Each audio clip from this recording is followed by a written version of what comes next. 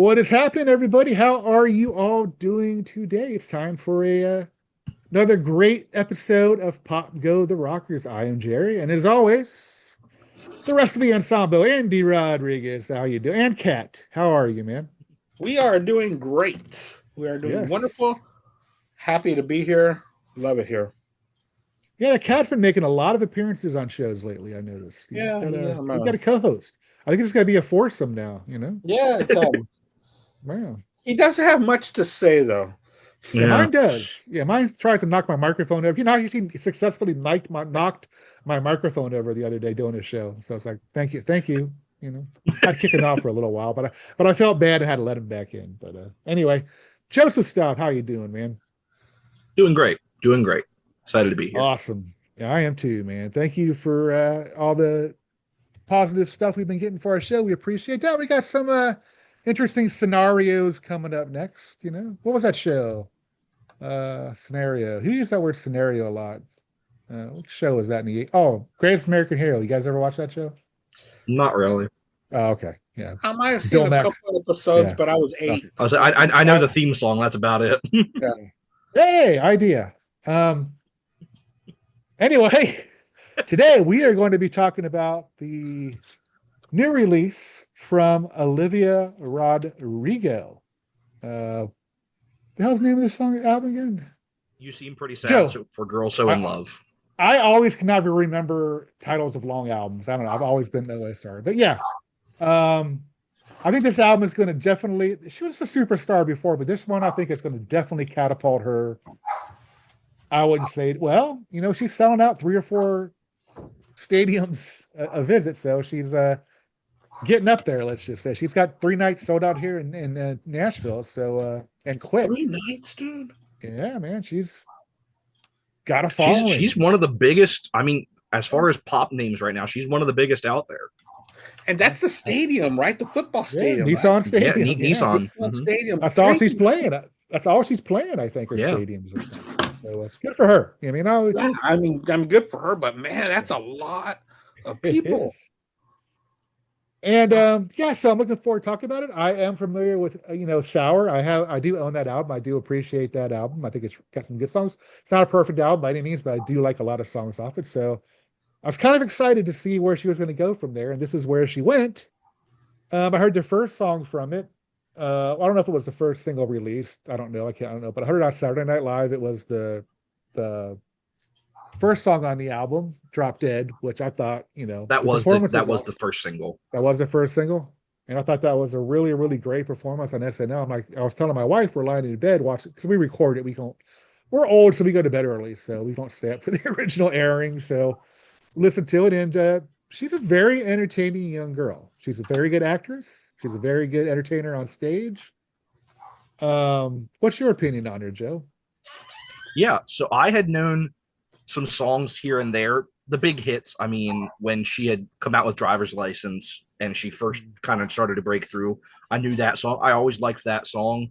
And I knew at least 1 or 2 more songs off that album. I knew Good For You, and I knew at least a couple other stuff. And I liked them. I had never, to this day, I still have not listened to those full albums, either of her first 2 albums. When the second album came out and Vampire was the lead single, I knew that song. But again, this was before I was really getting into a lot of this pop stuff. So I didn't really go and listen to the albums. I'm like, okay, yeah, those songs are cool. And I kind of just left it at that. And then I was at Walmart and I was just looking through the CD section, and it was the day that this album came out. And I said, you know what? I'm going to buy it. So I bought the CD the day it came out, and I went home and I listened to it, and I said to myself, what we're about to talk about. So I will leave it at that. Yeah, actually, the very first song I ever heard from her was called Brutal. I don't know if you guys ever heard that song. And I was listening to it, and I'm like, I didn't know who it was. I heard it on the radio. It's like, wow, this is a pretty good punk artist. It's a very punky song. If you heard that song, Brutal. Oh, I yeah. was like, this is Olivia Rodrigo. They said, I'm like, what? That girl that was in those weird TV shows? I'm like, wow. I mean, it was a really cool tune. I dug it. And I kind of took over the rest of those first couple albums of hers and enjoyed them. So, yeah, looking forward to talking about this one. Andy, you got any history with Olivia? Absolutely not. Just the song "Driver's License." I thought it was a great song, but I never pursued it any farther. Mhm. And then, lo and behold, we're going to be reviewing this album. So I said, okay. So this was the second time I heard her. So Yeah. I know that she was on Saturday Night Live, but I really didn't pay attention to it because, just like you, Jerry, my wife and I watch on Sunday mornings. But I wasn't really paying attention to that episode for some odd reason. You can But definitely tell the two old people on the show and the young person on the show, I think. So, Hey, I don't stay up to watch SNL. well, that's the young person. They don't watch SNL at all. Fair. well, he is That's pushing. me. Joe is pushing. He is pushing 40. So I yeah. am pushing Oh yeah, 40, you that's right. I know. forgot he's in his mid 30s. Uh-huh. Um, so yeah, I don't have that much experience with her music, so I found it's pretty cool to be on this show that we created and learn about new artists that I don't know, especially Mhm. one that is just as popular in the whole world as any other artist is right now. Yeah. So All right. Well, let's I get started on this. Oh, sorry, Eddie. Go ahead, man. Finish. I'm excited to start to talk about this All album. right. All right, Joe, man. You seemed really looking forward to talking about this. What are your thoughts on it, man? Yeah, no, from the first time I put this album in, I absolutely loved it. And I texted you guys right away. I said, you guys should listen to Olivia Rodrigo's new album. It is fantastic. I think I said it's one of the best pop albums I've heard in a long time, and I stand by that. Um, I absolutely love this album. Front to back, there's probably only one or two tracks that I don't absolutely love, and even those tracks I at least like. I don't think there's any bad tracks on this album for me. Um, yeah, this just the production is fantastic, even more so than her other albums. I was reading some reviews of this. This has been like universally acclaimed by like everybody.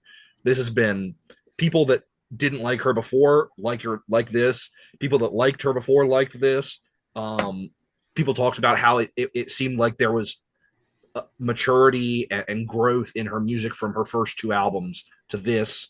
There was a maturity in the production, and I can definitely hear that. I can definitely hear even the great songs that she did earlier in her career. You could tell that she was early in her career. She was just finding her footing. You could tell that she hadn't quite gotten there, even lyrically yet. There was still some stuff that was like, "Yep, this is a girl in her early 20s writing her first album." You can tell, even though these are great songs, she still had a little bit of growing up to do, and you can hear on this album, in my opinion, a lot more lyrical maturity and the different kind of musical elements that she brings into this to me are what make this album great because she brings in so many different kinds of influences. One I'm sure we're going to talk about is that she is obviously a huge Cure fan. Um, I mean, Robert Smith duets with her on one of the tracks on this album.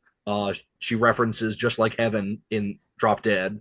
Um, and you can tell that musically she's bringing in a lot of that 80s, I wouldn't say synth pop, but some of that new wave, some of that kind of um, neo goth kind of uh, sound of the Smiths and the Cure and a lot of that kind of music into some of these different songs.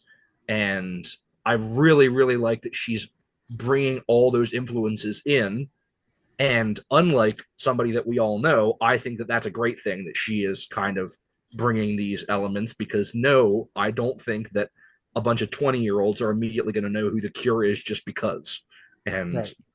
I think that it's great that artists like Olivia Rodrigo are paying their respects and are showing their influences and really kind of giving this new generation a look at some of this music, but also doing it in her own way and not just being a ripoff of these bands or these artists. She is making it sound like her music.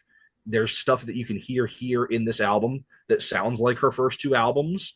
There's stuff that sounds like a continuation of her career, but she's also bringing in those elements a little bit more. And I really, really enjoy that.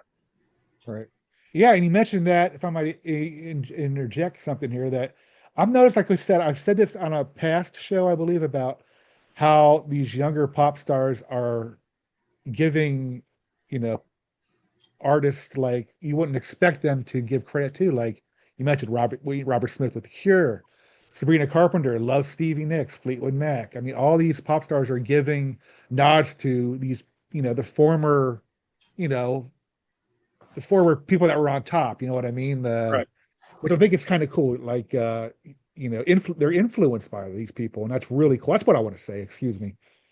So good for them because I remember, I don't know, maybe late '90s, early 2000s, even. I mean, I don't know. Just the pop music there was it totally lost me. It just seemed so uninspired and uninfluenced, in my opinion. You know what I mean? Well, and I always there's so many artists sometimes that go they try so hard to rebel against the sound that came before them, and that they try to distance themselves from the stuff. I Sure. mean, the biggest example infamously is Oasis with the Yeah. Beatles.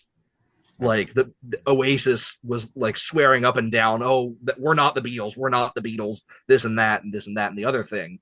I love when artists who have a platform like this are very open about who their influences are. I think we see that a lot in the metal community, where hard rock and heavy metal are very, very much about honoring their influences, keeping that kind of like, I mean, Metallica constantly paid Yeah. tribute to the artists that came before them that they were Yeah.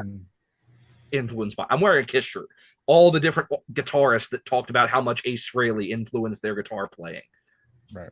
I think that in pop music, we lose that a lot of the time. And especially in that period where you said, Jerry, that late 90s, early 2000s, there felt like there was a strong kind of division between what was going on in pop music and what had happened. And that's why you see artists like Madonna in the late 90s and early 2000s going so drastically away from what her sound was Mhm. to try to stay up with what those sounds of the time were. And you see all those artists that were really just trying to distance themselves from that. And I really appreciate that so many artists like Olivia Rodrigo, like Sabrina Carpenter, like Taylor Swift, all of the biggest artists of today are very open about who their influences were, Right. and making sure that their music is still out there and being known, and involving them in duets and bringing them up on stage and all this stuff. I think that is really, really great. And I think that was something that was missing for a long time in pop music. Yeah, I think there's a likability factor too with today's pop artists. They're likable, Yeah. as people. And at least my opinion, just as people like those late '90s, early 2000s people. I mean, your Britney Spears and stuff. I mean, she was huge, but she wasn't very likable in my opinion. Just I don't know. You know what I Beyonce. mean? Beyonce, Um, yeah, they just don't seem likable. What are you gonna say, Andy? Sorry. yeah, they're not likable, but you can tell that the music that they were dishing out was all fabricated studio. Here, Mm, the last few albums that's been coming out in 2026, you hear bands, you yeah, hear real musicians and real instruments in these pop albums, and I think that is what is standing out for me is the human factor of it, the realness of it. The writing is what we can all relate to, not because in the late 90s, early 2000s, dude, pop was bad. It it was was. really, really bad. It it lost all of its personality. And that's Yeah, only returned in the past. I really think that Taylor Swift has brought that back. I do too. And she Absolutely. brought that back in a big way in the mid 2010s. Yeah. And I there's think been a her and shift. I think her and Lana Del Rey actually. I think both of Her, those Lana people. Del Yeah. Rey, Lady Gaga was a big part of that. Gaga Yes. too. Yeah. Absolutely. Yeah, because Yeah. the time we're talking about, it was the era of the boy bands and just I don't know, man. It just Yeah, it was was boy totally bands. like they could have pulled us out of the street, and made a boy band out of it. But we're not Yeah. going to do that, folks. Don't worry. But Yeah, hell no, we please, might. Why please. not? Yeah, nobody wants to see that. Hell, man, right? But anyway, yeah, I agree with you, man. I mean, it was just yeah, it was very uninspiring and yeah, it just felt like work. Does that make any sense? It felt like Yeah, it wasn't fun, you know? yeah. Yeah, It felt like there was a disconnect between the artists and what they were putting out. You couldn't see the artist in what was being put out a lot of the time, because a lot of times they weren't involved in it until you get artists like Lady Gaga, who was so clearly involved in the writing and production of her music, and then Taylor Swift and Lana Del Rey and all these artists that kind of showed up in the late 2000s, early 2010s to really kind of revolutionize that process of getting involved. And again, these artists still have a lot of producers involved. They have a lot of songwriters involved. They have all kinds of different stuff going on, but you can still tell that they are involved in the process. Right. And I think that was something that was missing for a long time, was that you couldn't see the artist was just a tool for the song. Right. The artist was a tool to put out a hit, and that hit could have been put out by practically anybody. And a lot of times you couldn't tell sometimes who did put out that hit. True. Yeah. Christina, and, Britney, all these people that were putting out music in the early 2000s, those songs still have merit. There's a lot of great stuff, but I think that it was the pop machine was just spitting out hits at kind of random. Right. And I think that also, that was also the time where albums really didn't matter. It was the singles. Now, with these artists that we've been talking about, albums are important. The deep flow tracks of an album is important. Deep tracks are important. Sequencing, the production of the album is extremely important. It's not just your 10-cent Jay-Z production that was on everything in the early 2000s. I think that's kind of something that's been going on the last couple of years, and that's why I think pop music has become so much better over the last few years. And I'm sure people will disagree with that. I'm sure there's people with a lot of nostalgia, especially people my age, with a lot of nostalgia for that early 2000s stuff.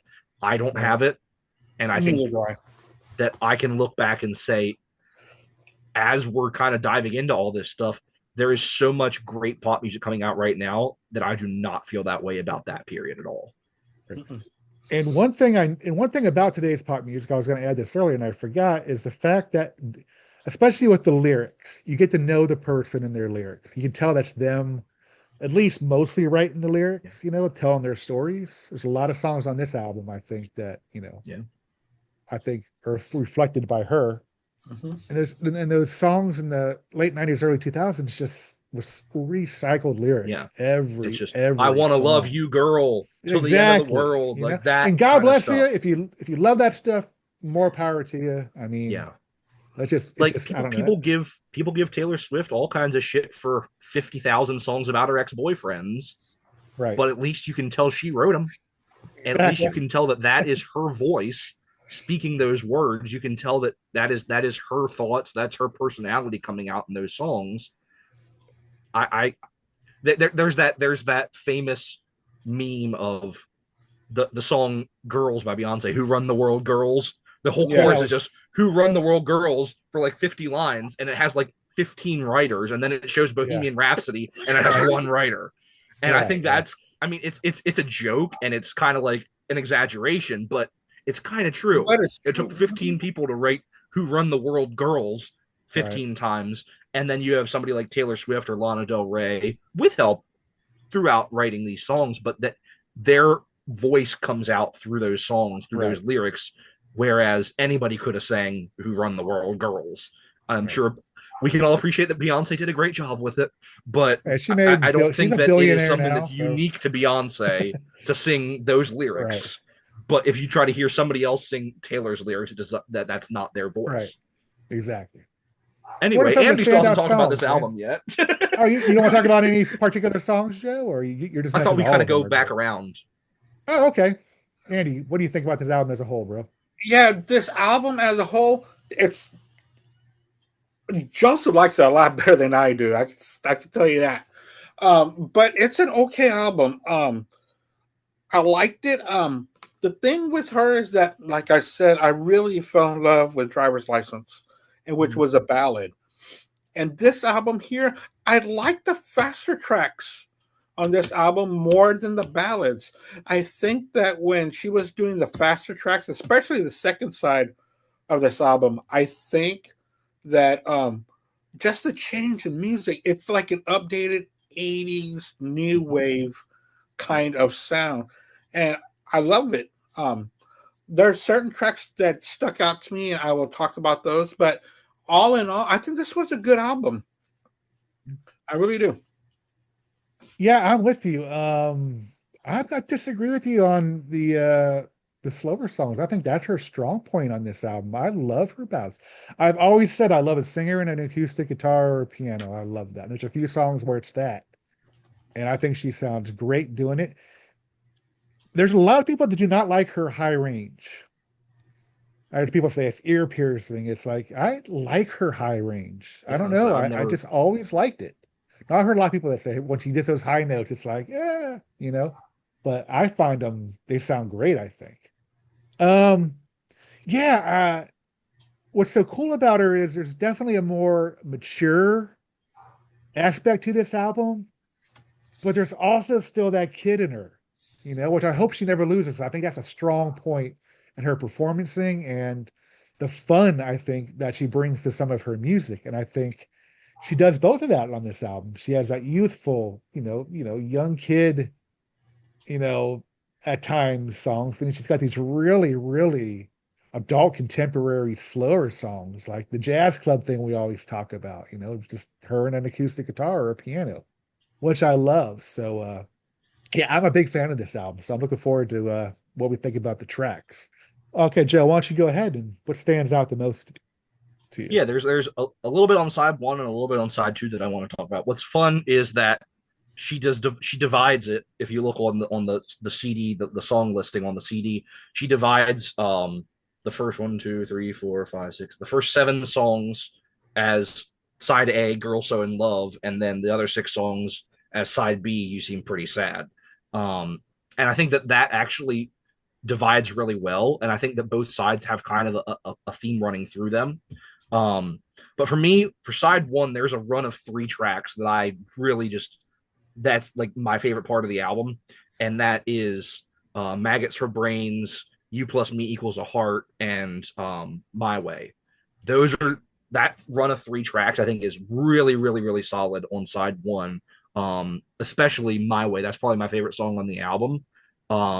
Really, really great upbeat track, cool keyboard thing, and then when she kicks in with her vocals, I think that really brings in that kind of punky element that you were talking about with some of her early stuff that you can hear on something like Good For You or some of the other songs on her early albums, that she kind of has that new wave in there. It has those keyboards, it has different kind of new wave elements, but it also brings in some of that punk. It almost reminds me of Blondie in a way.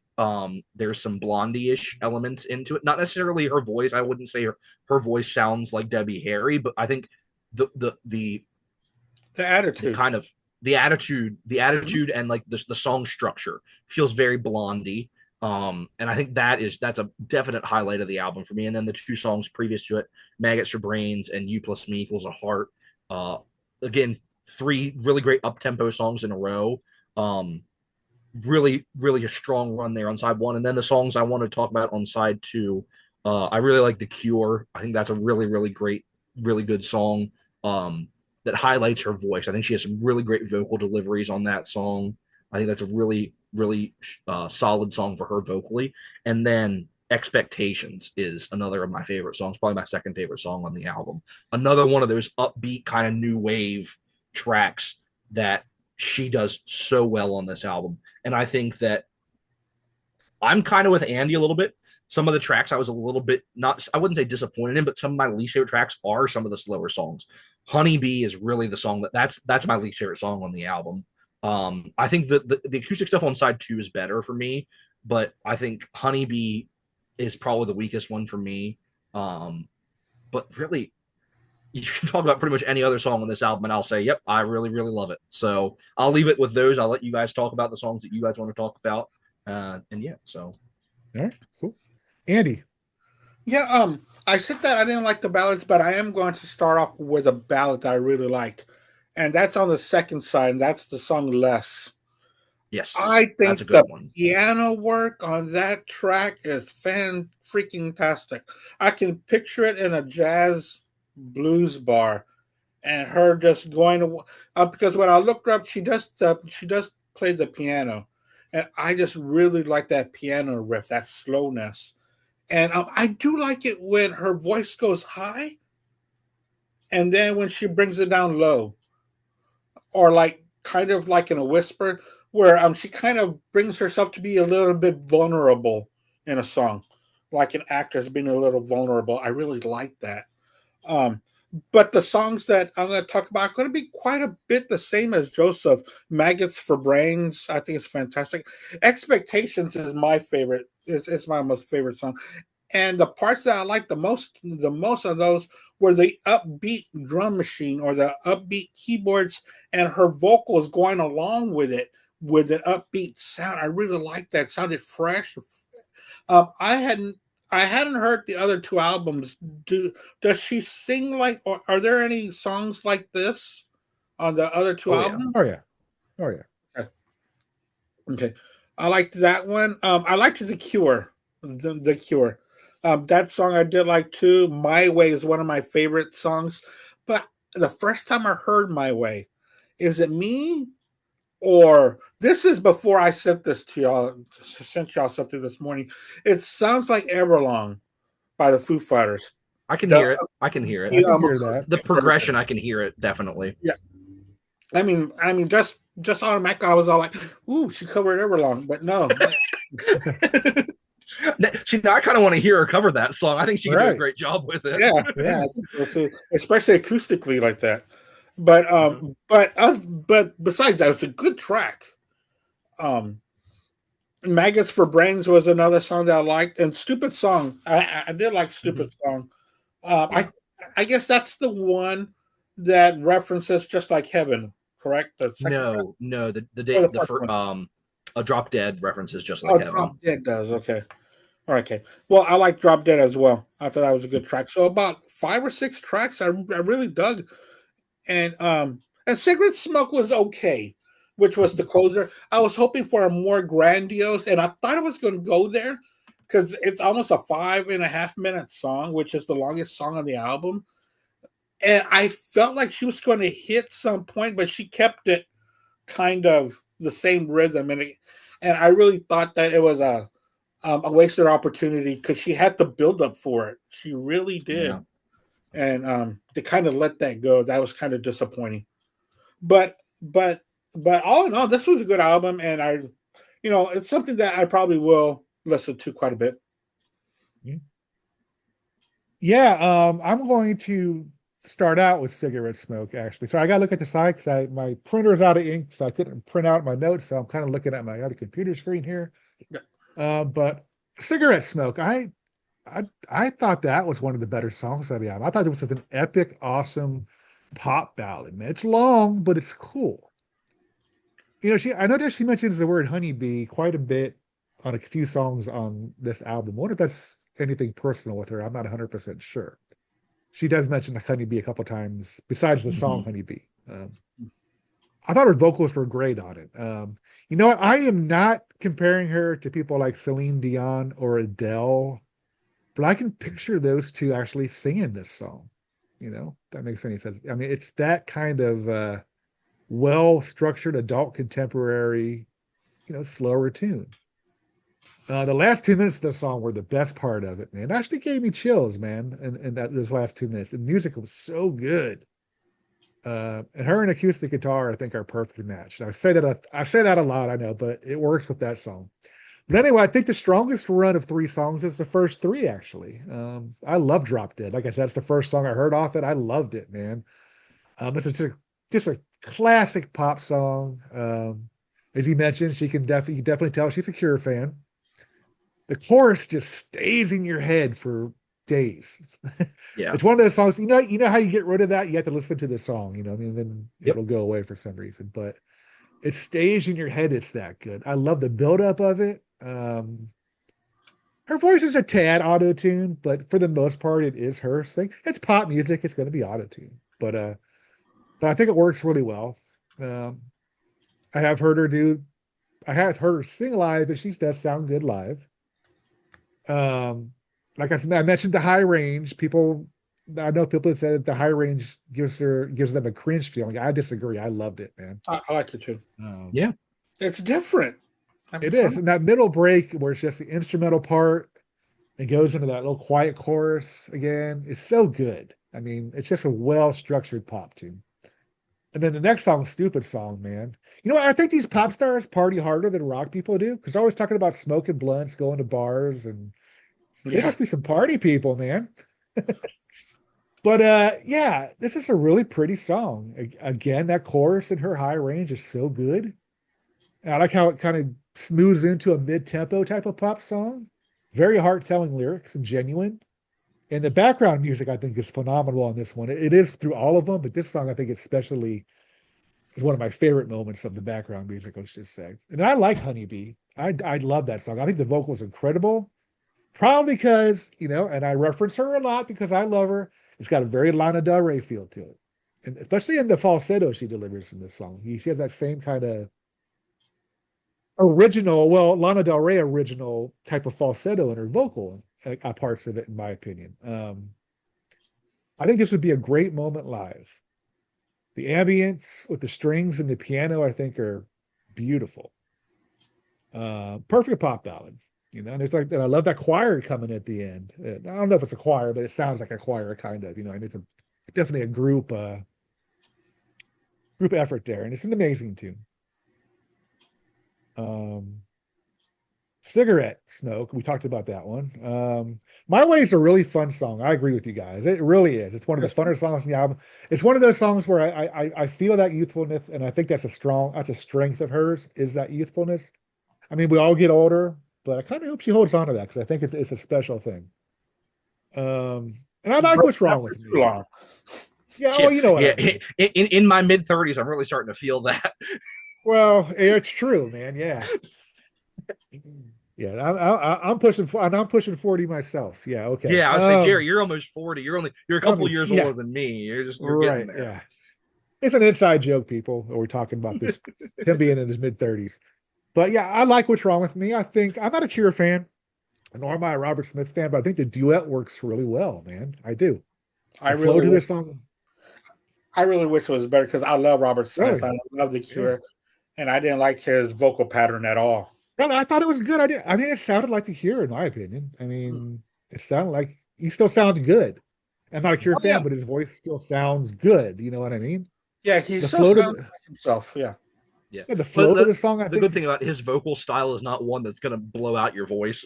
And so he's able to have his voice as he gets older because he's not screaming, he's not like really pushing his high register that much. It's in his comfort zone there. Sure. Yeah, I think it's a great and I was surprised I like that song excuse me, because I don't like The Cure. But I dug it. And those are my songs I think that stand out. Final words on this album. Is it a thumbs up or thumbs down, Joe?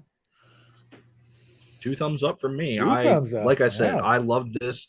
This is definitely going to be high on my list of best albums at the end of the year.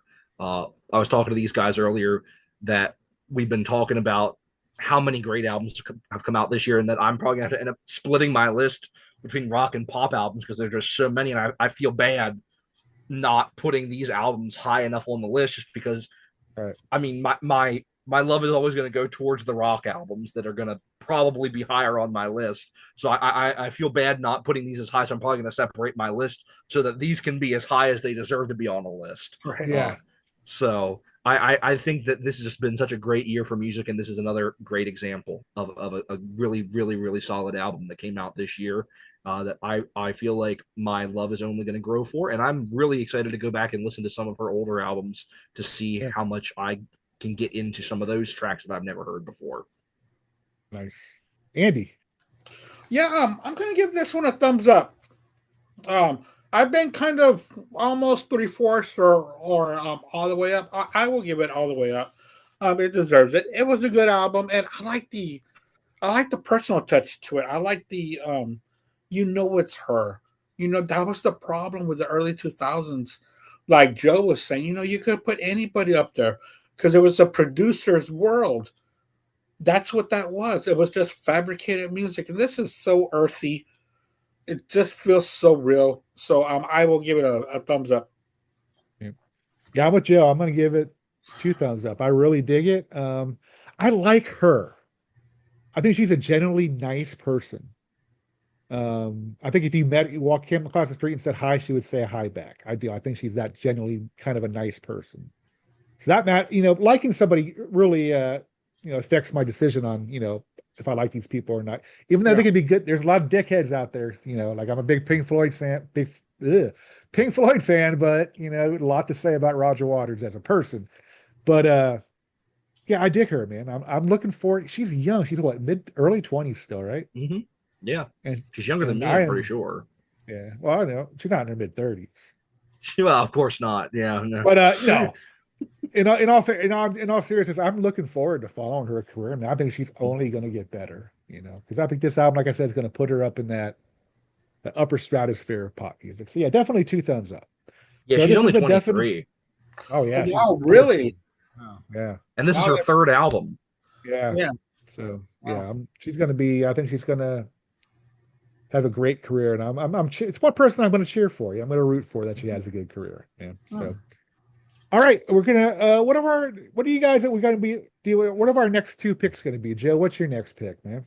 Yeah, so next week we're going to be reviewing an album that I know nothing about. This is going to be a blind review. We haven't done one of these in a while. That none of us are going into an album knowing what it sounds like.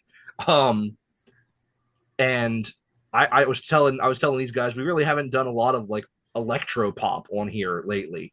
And so one of the bigger kind of albums with a lot of buzz earlier this year was from an artist named Slater, and it was called "Worst Girl in America." And so that's what we are going to be covering next week, and we'll see what we think of it. I'm excited Yeah. to go into this album blind.